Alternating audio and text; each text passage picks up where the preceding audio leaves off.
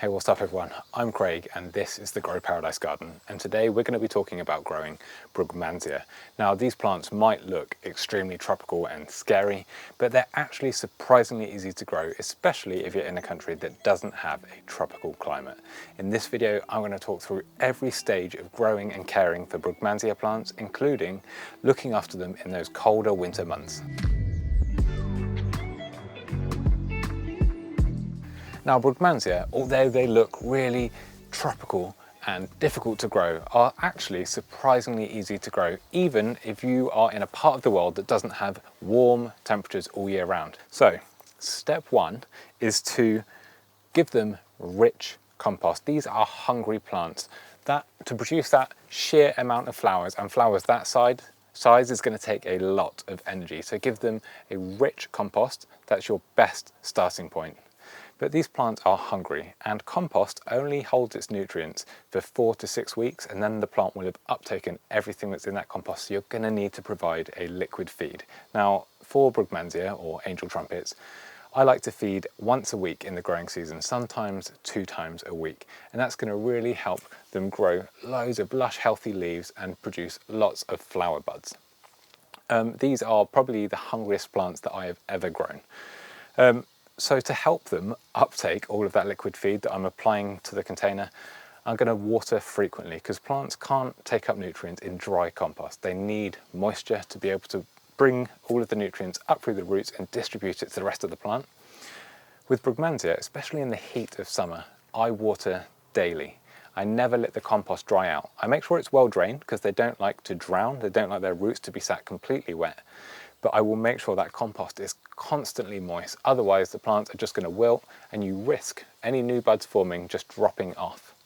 Now, when I say to give them good soil, I'd recommend growing them in containers, as large a container as you can fit into your space. Bearing in mind you're going to have to move it somewhere in winter to protect it from cold weather. So don't go so big that moving it is hard work.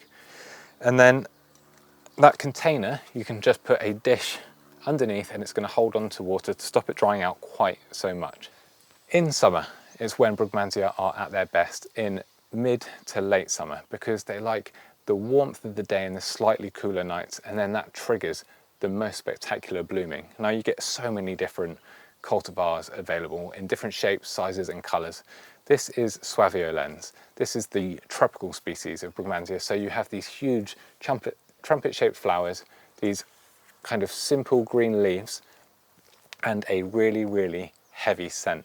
Brugmansia are pollinated by moths. Brugmansia suaveolens are pollinated by moths, so they produce this heavy scent in the evening and through the nighttime to attract those pollinating insects. So I love to grow these plants somewhere where I sit to watch the sun go down, see that sunset, because that's when I'm going to be able to enjoy the best fragrance from the plants. Now it's worth noting at this point that Brugmansia are poisonous plants. They're in the Solanaceae family, so that's the same family as deadly nightshade. So the flowers are poisonous, the leaves are poisonous, and the stems are poisonous. So you're going to want to take care when you're working with these plants. So you can wear gloves, or if you like to garden bare hand like I do, then just wash your hands thoroughly after any time that you've been working with Brugmansia, and you should be absolutely fine. Now Brugmansia have such a phenomenal rate of growth that you're going to need to cut it back to prepare for overwintering these plants in a state of semi-dormancy. But don't worry, all of the harsh pruning is going to give you plenty of material to take cuttings, and Brugmansia are really easy to grow from cuttings. I've done a video showing you every step of this process, and I will put a link to that in the top corner of this video, as well as in the video description. Once you've cut your plant back to about, I'd say, 1 foot or 2 from the surface of the soil, you can then put it somewhere that has a minimum temperature of around 7 degrees Celsius.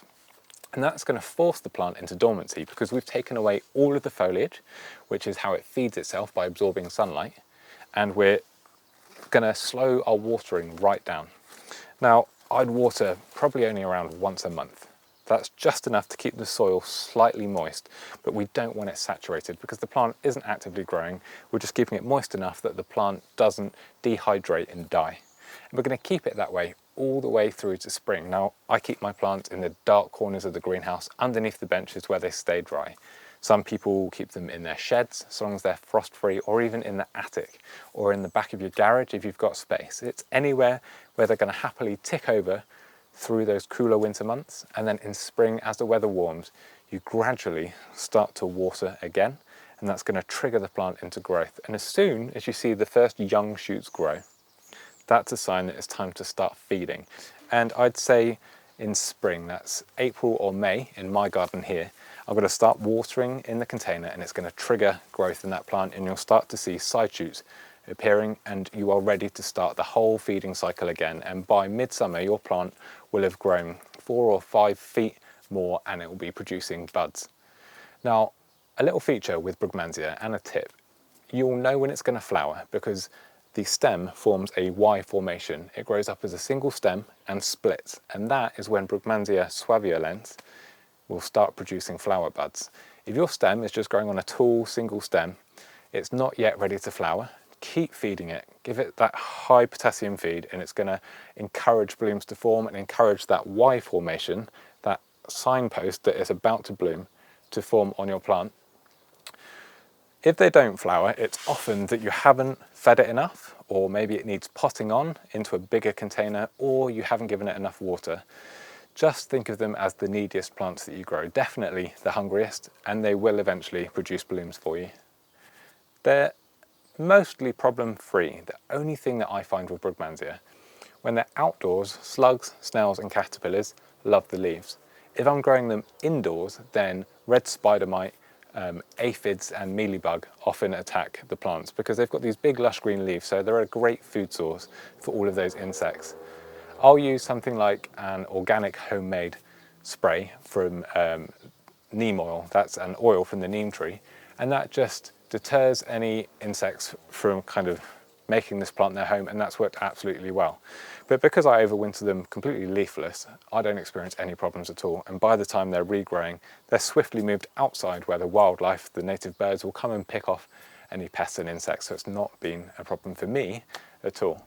I would love to know if you're already growing any of these Brugmansia plants, or if you've got any additional care tips, so leave a comment below, or share some pictures of your plants with me by signing up to our gardener social network at growparadise.social. It's free to create an account, and we've got this amazing growing community of gardeners and people that love tropical style plants.